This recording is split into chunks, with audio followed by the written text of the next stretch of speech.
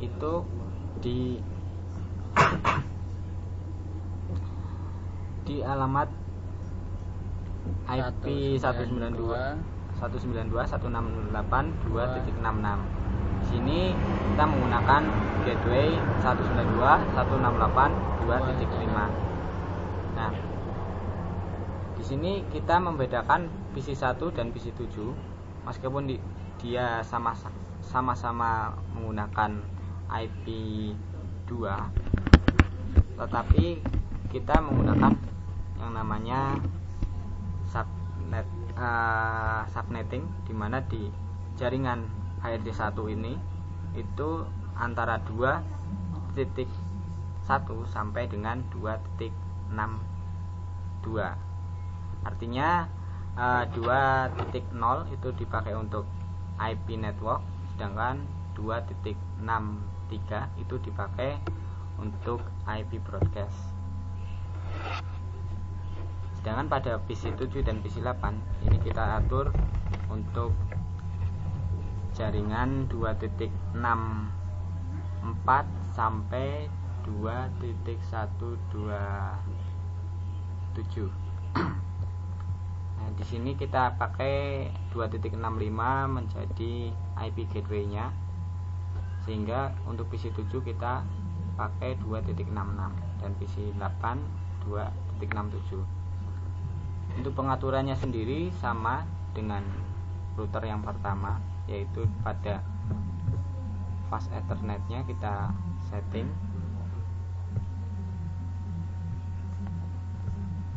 IP address pada router itu harus sama dengan IP gateway pada PC. Kemudian tadi kita sudah melakukan uji coba untuk yang pertama antar PC dalam satu jaringan lokal, kemudian antar PC dengan yang berbeda jaringan. Kemudian sekarang akan kita coba antar PC dalam beda jaringan tetapi menggunakan antar router pada router A dan router B. Nah, sekarang kita hubungkan PC 3 dengan PC 8.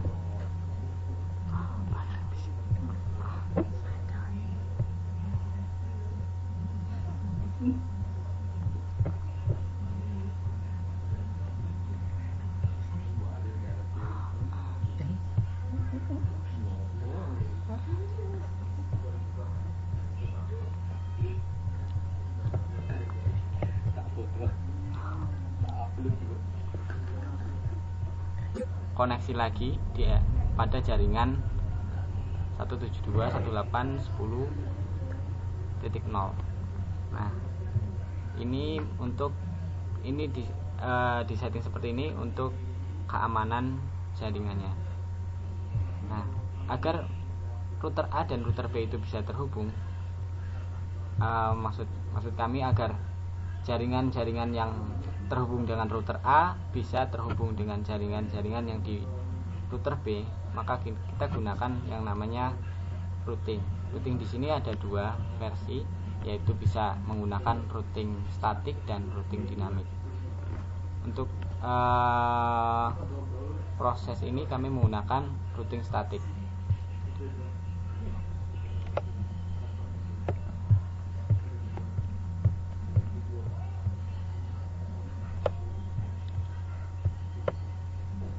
Misalkan kita menginginkan agar PC 3 dapat terhubung dengan PC 8, maka kita harus mengkoneksikan jaringan yang berada pada PC 3 itu dengan PC 8. Nah, pada PC 3 itu kita mengatur jaringan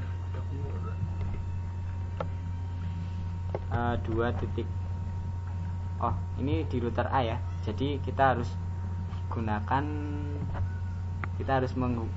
menginisialisasikan semua jaringan pada router B pada dengan static routing pada router A.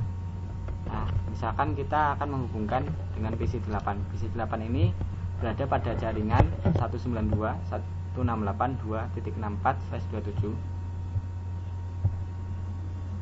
Agar dapat terkoneksi dengan jaringan di router A, maka kita gunakan untuk isinya.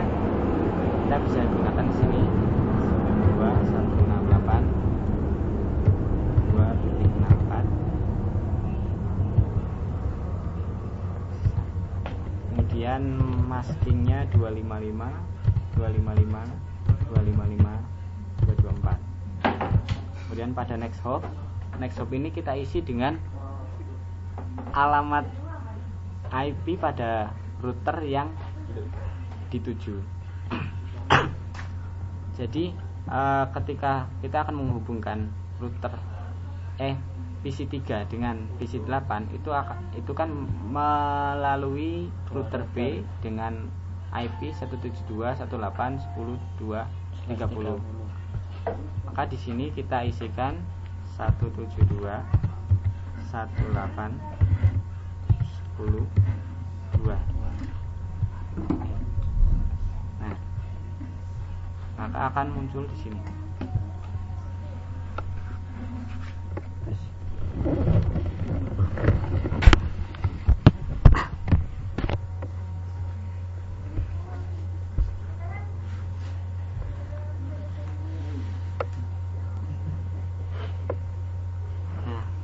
Untuk perintah iOS command-nya bisa dilihat di sini, yaitu dengan perintah IP spasi root spasi alamat IP-nya, kemudian spasi subnet mask-nya, dan spasi next hop-nya. Untuk static routing, hal yang sama kita juga harus setting pada router B, yaitu dengan menghubungkan jaringan pada 3.0 pada PC3 via ini, maksudnya next hop-nya ke 10.1.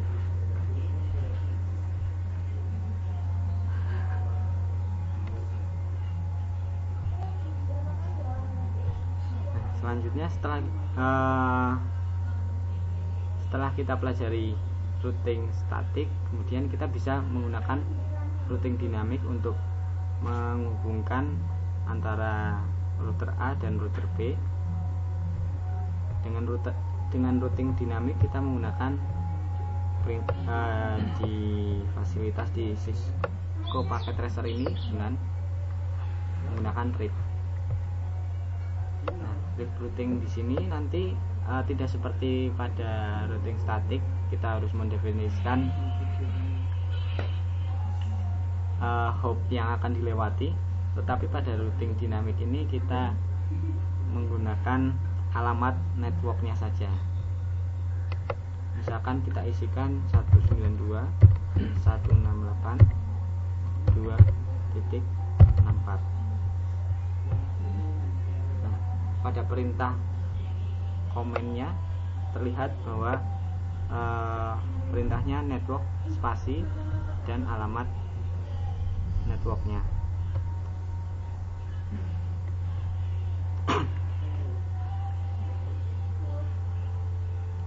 Di sini meskipun kita menginputkan alamat routing alamat networknya itu 2.64, tapi yang tersimpan ternyata 2.0. Itu mengapa? Karena pada routing dinamik ini kita tidak mendefinisikan yang namanya netmask. Artinya semua yang kita definisikan itu netmasknya di default menjadi /24.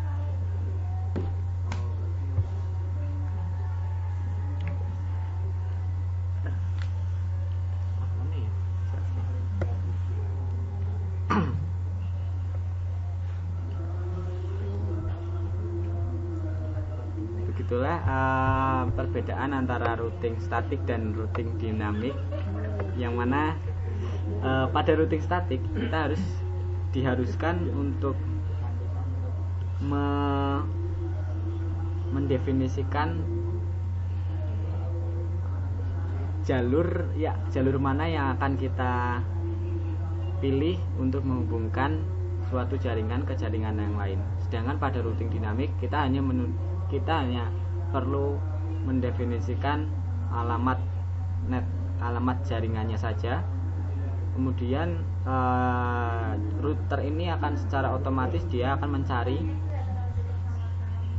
alamat yang dituju.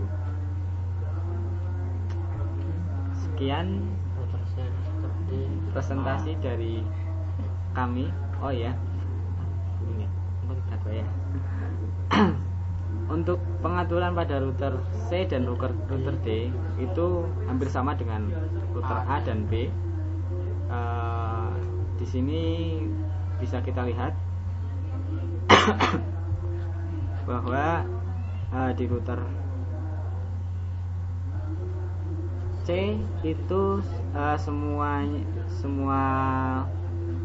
network itu kita pakai pada netmask, maksud kami subnet yang ketiga, yaitu 129.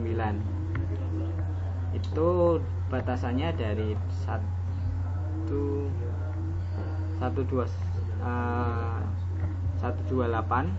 sampai dengan 255.